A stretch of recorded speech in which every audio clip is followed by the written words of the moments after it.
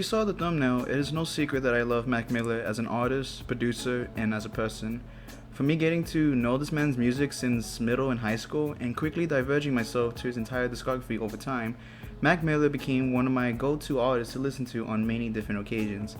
Whether it was to mindlessly vibe to his music, drinking and getting fucked up beyond human comprehension, getting in my feels, or calming my mental anguish, his music was extremely versatile as a quote-unquote rap artist. It was an unfortunate event that Malcolm McCormick's untimely passing was announced after the release of his critically acclaimed album Swimming. Fans, family, and friends grieve over his loss since then. Mac was no stranger of discussing topics of drug abuse, the methods of alleviating pain, as well as allowing them to consume the user. When Mac first started rapping during his mixtape phase, he seemed like a charismatic kid who was both fun and clever. Since kids, fans of his have witnessed Mac's evolution in trying out different blends of genres of music and branching out from his earlier pop rap days to a more abstract and psychedelic sound. And around the halfway point of the year, Mac Miller began experimenting on jazz, funk, and soul. He started singing a lot more despite not being the greatest singer of all time, and there's going to be quite a few examples of like that once we go over his more funkier era, but we'll get some more into that. But it's sad now that we will never know Mac Miller's full potential as an artist, but his music will still continue to live on, as well as his legacy. So, with the introduction out of the way, I have been collecting records for about 3 years now. It's became one of my favorite hobbies going into in my adulthood. One of my favorite records I purchased, and it was my first one, like my first record I actually purchased was Swimming. It's an album that I instantly fell in love with when I first heard it. Since that first purchase, I made a goal to complete this man's entire album discography, including not only his albums but including his mixtapes, which hopefully they'll become more available at some point. I did not want to buy everything in one sitting since at the time I was, and I'm still kind of am, a broke ass white boy still going to college. So I took my time, and although I couldn't finish everything what this man has had to offer, I was able to complete his 6 album run on record. So for completing this milestone, I thought it would be a fitting time to discuss a bit more in depth of each of his albums from his first to his last release. I initially had plans to make a ranking video on this topic, but I felt that I would be doing a disservice to each of Mac's work. So I kind of just want to keep it more bare bones and just make a more casual video essay slash explanation video, rather being very critically reviewing someone's music that I love. Each project does have its pros and its cons, which I will be bringing up some albums, except for the exceptional one, which I feel like it's a completely perfect album in my honest opinion. And from there, for the mixtapes, I will create a different video discussing about them once we have them all. So with that being said, it's with great pleasure that I present to y'all my Mac Miller album evaluation. I hope y'all enjoy, and let's begin. People see the logo on my chest. You got your thumb held high, we can be friends. Blue Slide Park, released November 18, 2011. This project is filled with references of Mac Miller's hometown in Pittsburgh, Pennsylvania, such as the album title, the track, Frick Park Market, Getting Lit on Party at 5th Ave, and the smooth and nostalgic intro, English Lane. This album was released around the time Mac Miller graduated high school, or at least a year or so, and after his release of his popular mixtape, Kicking Incredibly Dope Shit, or Kids, back in 2010. This was Mac's debut album. Although commercially successful, even commercially successful as an independent release, responses were still mixed. To give my input, I would describe this album as pure but immature at times. It depicts Malcolm rapping traditionally with a consistent flow, witty metaphors and punchlines, doing drugs, substance abuse, typical stuff from his early years. The album first half has many highlights, but seems to become forgetful as we run towards to the second half. I would say the Achilles heel for Blue Slide Park would probably have to be the production. It seems outdated for its time and somewhat monotonous. And you see this in songs like Loitering with its loud and obnoxious synthesizers or the pop punk college anthem Up All Night. There are many examples of some sounds feeling somewhat out of place, but at the same time feeling familiar to the listener. Maybe I felt more accustomed to the more mature sound that Mac Miller started gravitating towards in his next few albums and mixtapes. Who knows? I will say that this album was a great starting point for Mac to realize his full potential. For my favorite tracks, I would have to include Blue Slide Park, Party at Fifth Ave, Missed Calls, Smile Back, Diamonds and Gold, and the final track, One Last Thing.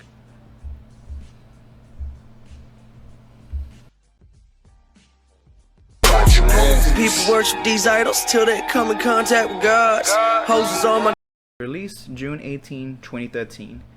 The cover art is simply Mac Miller sitting at a table naked, being the centerpiece of this body of work and his life. The album was a huge departure from his debut, as watching movies soundscape was trippier and more abstract. Mac seemed to be interested in this approach when he dipped his toes into the sound with his mixtape, Macadelic. He wanted to be someone who was not only independent but as someone in the rap industry to be taken seriously. As I mentioned about the album cover, I believe it is meant to symbolize Mac's vulnerability on full display. Here's the main focus, and it really shows.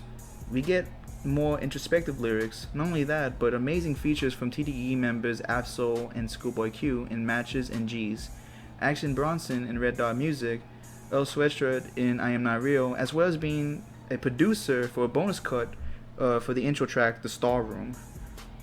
We see improvements in production and in Mac's lyrical abilities in all fronts. I would describe this album as a psychedelic vibe and a perfect transition from young Mac to the mature one. This album also plays on a dichotomy of both transitions of Mac's rapping career, from his easy Macking days to the now ingrown Mac Miller. For this album, it's an interesting listen all the way through. Since there's still some experimentation on Mac's singing and the jazzy and acid-induced production, a few tracks may overstay its welcome, or may sound boring to some people. Mac changed his delivery to something enthusiastic to a bit more calm and controlled. As for albums go, it is still a great introduction to Mac Miller when it comes to its content. There are a lot of things that this album discusses, such as boredom, love, drug dependency, and grief. You'll definitely find something appealing for this album. For my favorite tracks, I would have to go with The Star Room, Avian, Matches, Objects in the Mirror, Red Dot Music, Watching Movies, Remember, and Someone Like You. I'm a motherfucking cut the check. I'm a working motherfucker, need a death shit. Good AM, released on September 18, 2015. And a year after he released his magnum opus, Faces, Good AM is the longest album in Mac's discography, running at a 70-minute long runtime. With such a long runtime, this album was an ambitious project for Mac. Not really, though, if you consider that the runtime for Faces was a whopping 90 minutes of just material and rap. But regardless, this album still slaps. It was presented as Mac's mainstream album. It has many trendy beats, it was Mac at his most confident and braggadocious delivery, and it had a ton of mainstream appeal compared to his first two albums. Singles such as 100 Grandkids and Weekend featuring Miguel were both very successful singles for promoting this record. The concept for this album was great, as well as having an awesome and simple cover of Mac Miller waking up. At the start of the second track, you immediately hear a digital alarm clock going off. This is the type of music that was meant to be a great way to start your day. Another way to interpret this album is waking up hungover from a night of getting fucked up with the homies. It was a sign of Mac of understanding and addressing his drug abuse that was frequently referenced throughout his career, and finding a way to resolve that problem. Nothing explains this concept than the double track Perfect Circle, Godspeed, probably one of the most personal tracks in Mac's entire career. It is such a gut punch listening to the song, especially the part where he mentions a possibility of him overdosing and for the authorities having to tell his mom that he passed away. It's fucking jarring to think that this was meant to be a wake-up call for Mac. Instead, we witness one of the saddest defeats and tragedies in music history from substance abuse. It's a dark topic back.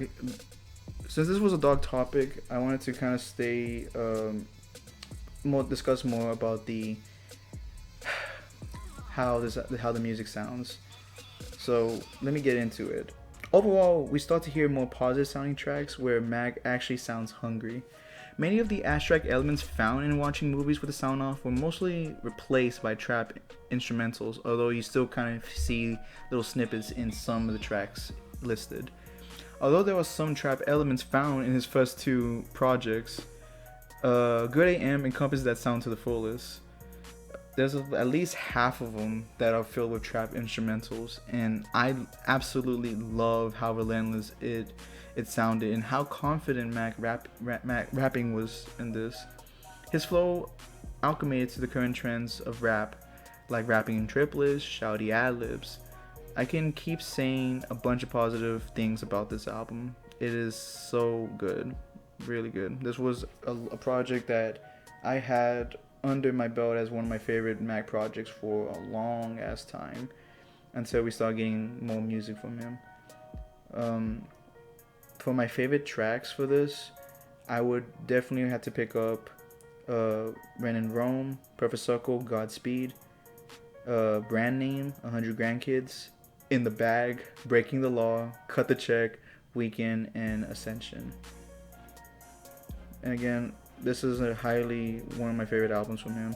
I highly recommend for anyone who wants to feel good about themselves to give this a listen. To my spot, okay, baby, this a piece of cake. We could lay up on the beach, you could feed me great. The Divine Feminine, released on September 18, 2016. So, what happens when you drop your fourth upcoming album after a year of dropping Good AM? You get a short but concise album of dealing with the concept of love and respect of a significant other. Mac Miller dealt with topics of love, seduction, and admiration similarly as he was portrayed as his romantic alter ego, Larry Lovestein. This dude even has a project with Larry being the main artist.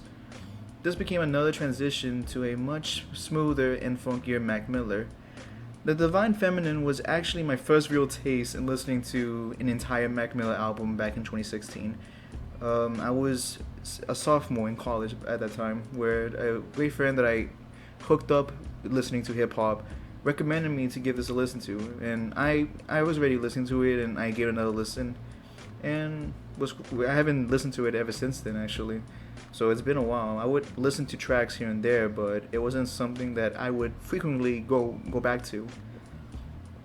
So from this album, it was extremely concise, being it was a 52-minute long album at only 10 songs in the track listing.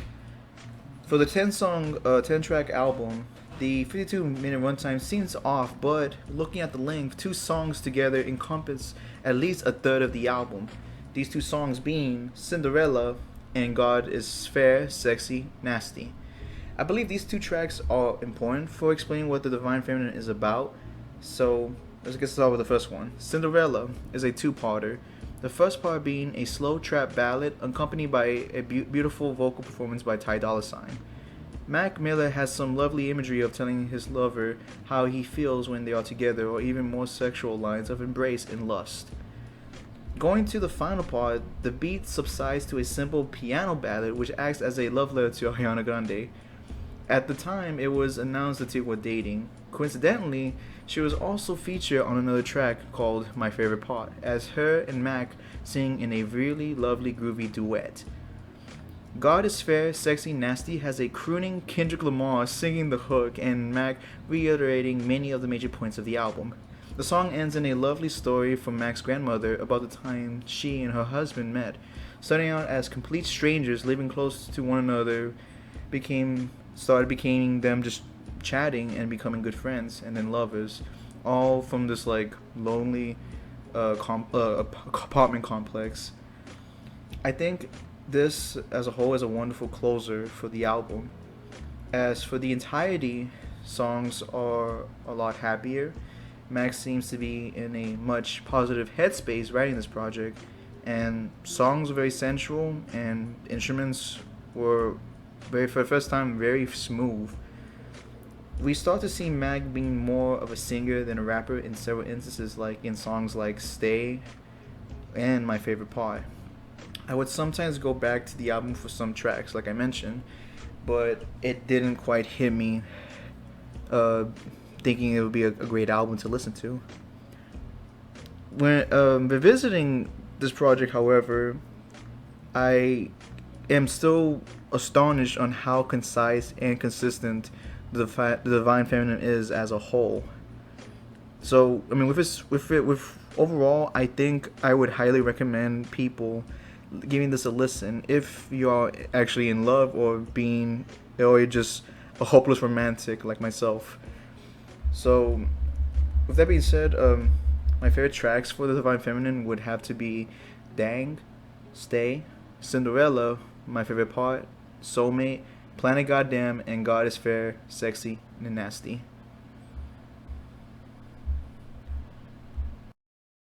Heart get broke. I don't really know how the normal shit go.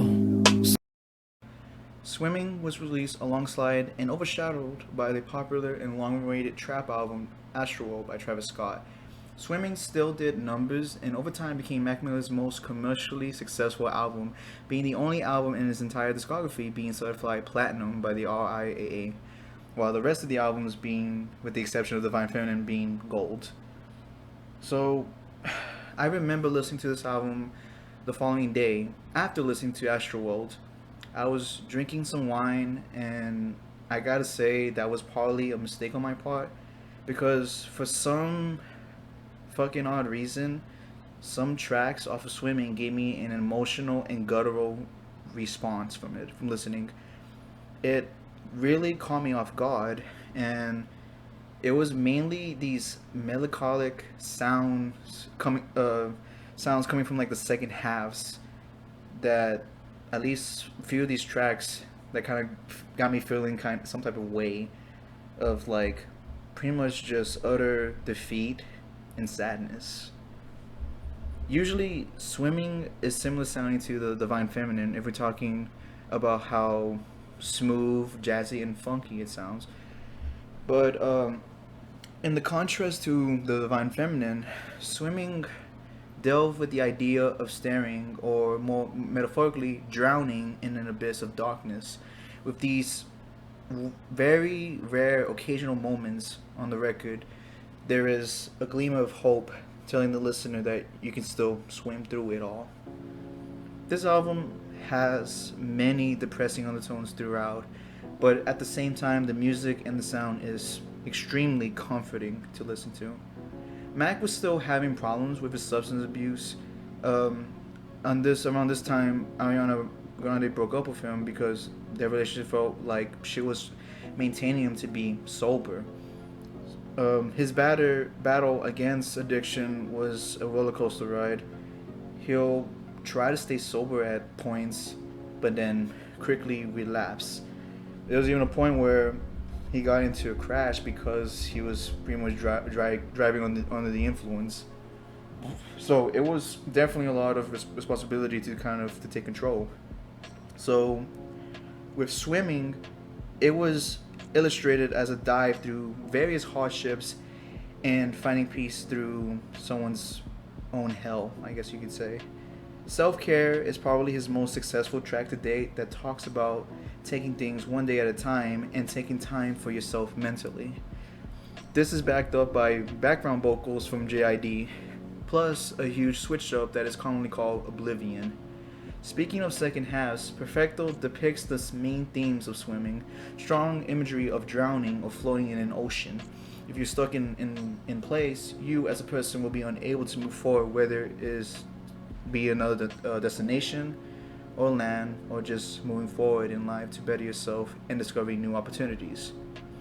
The closing is very subdued, that seems to talk about having someone, referred by Mac as she, to put him back together again. Many have speculated that she is a personification of his drug use. This really isn't a stretch since Mac has been doing this type of personification since his second album, Watching Movies with Objects in the Mirror. There are unfortunately many references of coping with drugs, getting high, and getting back to the clouds. Behind these negative ways of coping, the music sounded hopeful for the coming generations and for Mac to continue to move forward in his artistry. It is sad to see now, with the coming days, it all unfolded since a month later, Malcolm McCormick passed away from an accidental overdose. A project that I associated with pretty much with Gleamers of Hope quickly became a somber reminder of living. There are many theories about this project saying it was meant to be his last album, or it was a suicide attempt, or kind of like a letter after dropping his project. Mac is depicted bare feet, wearing a pink suit, sitting down next to what seems to be a coffin. What I don't, well, I don't think this was meant to be his last album. The visuals are haunting to say the least.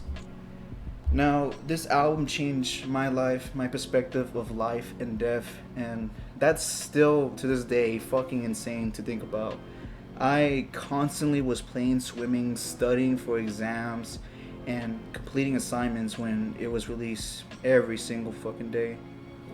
It was to the point that I was playing the entire album multiple times without realizing it. It wasn't just necessarily a vibe, it was something that helped me. I could write pretty much another essay telling about swimming because there's a bunch of things that I have yet to explore in this fucking album. I've praised this album heavily, and I can't say anything bad or even nitpick anything about it. Every single track in Swimming is essential. To the funky ladders and What's the Use, the reggae influenced jet fuel, the blissful intro come back to earth, the nostalgic 2009, the calmest don't know, and probably the best outro in this dude's discography. So it goes in that sounds literally the sounds of one's departure to Heaven's Gate. In my opinion, this is a perfect album that is soothing, emotionally draining, and more importantly, beautiful. Favorite tracks off of Swimming. I'll just have them all.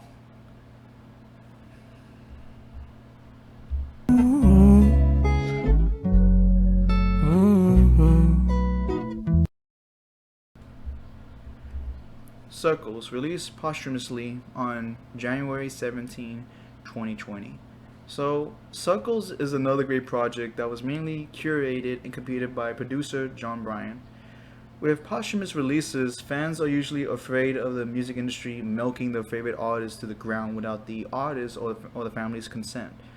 We've seen this happen to many artists such as XXXTentacion, Lil Peep, Juice WRLD, and even recently Pop Smoke with his Faith album. With its release, it was cited as Mac's best album to date for being extremely personal, its cohesive nature to his last project, and on how complete it sounded.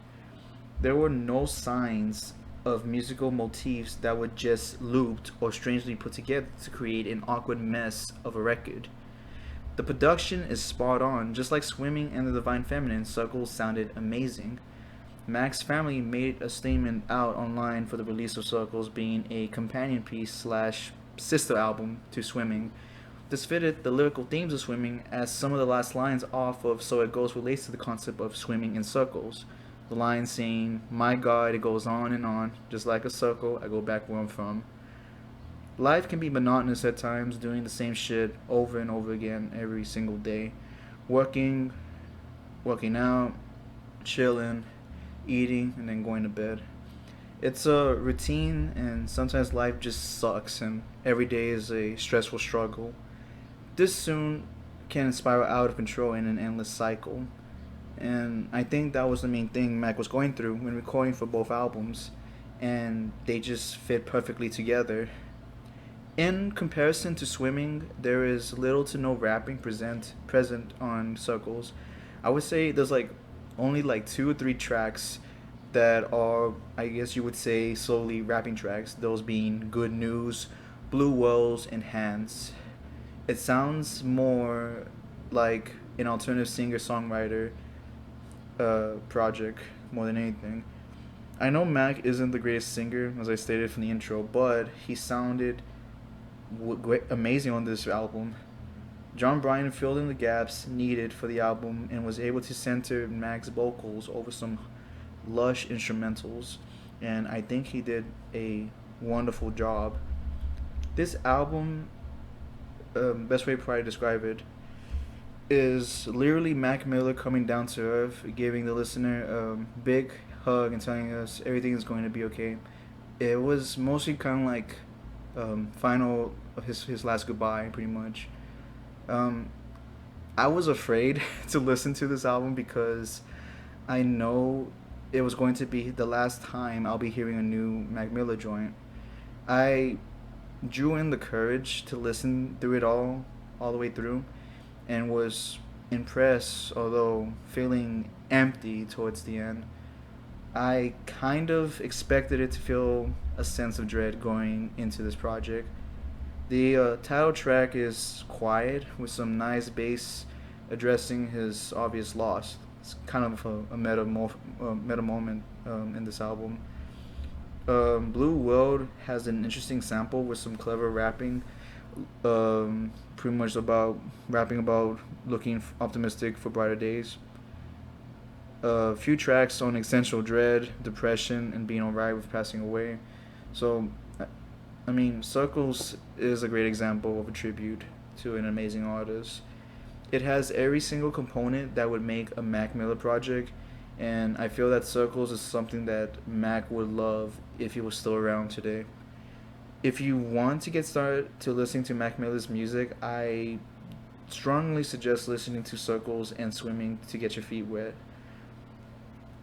For favorite tracks off of Circles, I will have to go with Circles, Blue Woe, Every Day, Hand Me Downs, Surf, Good News, That's on Me, and the final track, Once a Day.